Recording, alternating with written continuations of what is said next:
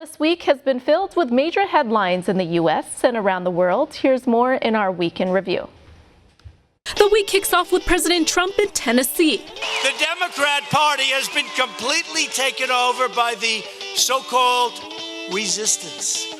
That's all they do. They campaign on resist. I'll tell you something. They're only good at one thing. They stick together like glue. That's it.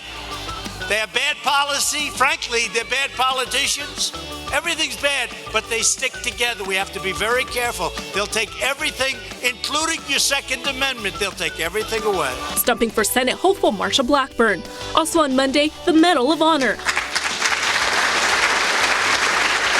Retired Staff Sergeant Ron Scher II honored for his life-saving actions in Afghanistan. On Tuesday, hello, Mississippi. Hello. The president rallies in the Magnolia State to support GOP Senator Cindy Hyde-Smith, who's up for re-election. Also that day, search and rescue operations continue as the death toll rises following an earthquake and tsunami in Indonesia. Midweek, the U.S. ends the 1950s Iran Treaty. Iran is attempting to interfere with the sovereign rights of the United States to take lawful actions necessary to protect our national security. Meanwhile, Donald Trump Jr. hits the campaign trail in Texas to stump for Senator Ted Cruz.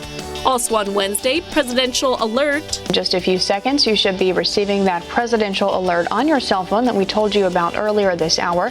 Again, this will just be a test of the presidential alert system and not an actual emergency alert. The National Presidential Alert System will be used in the future to give citizens some more information about emergency situations. And this is the alert coming in just now. Meanwhile, in South Carolina, a shooting leaves one officer dead and 6 others wounded in Florence County. Wednesday night, FBI report released. Capitol Hill is now buzzing with news. The FBI has completed its probe into Kavanaugh as senators review the Bureau's report. Moving on to Thursday, Portuguese soccer star Cristiano Ronaldo is off the roster for another week amid a new probe into allegations of rape.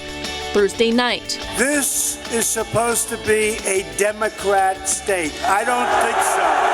I don't think so. The president in Minnesota to boost Republican candidates. Finally, on Friday. On this vote, the yeas are 51, the noes are 49. The motion is agreed to. Meanwhile, abroad in Kenya, First Lady Melania Trump feeds orphaned baby elephants on Friday. I was happy that she even went ahead and fed an elephant, which I did not expect. That means a lot. As part of her first solo international trip to Africa. Rachel Acenas, One American News. Want to see more videos like this? Click on the link below and subscribe to One American News on YouTube. And call your cable provider and kindly demand that One American News is added to your lineup. Call and subscribe today.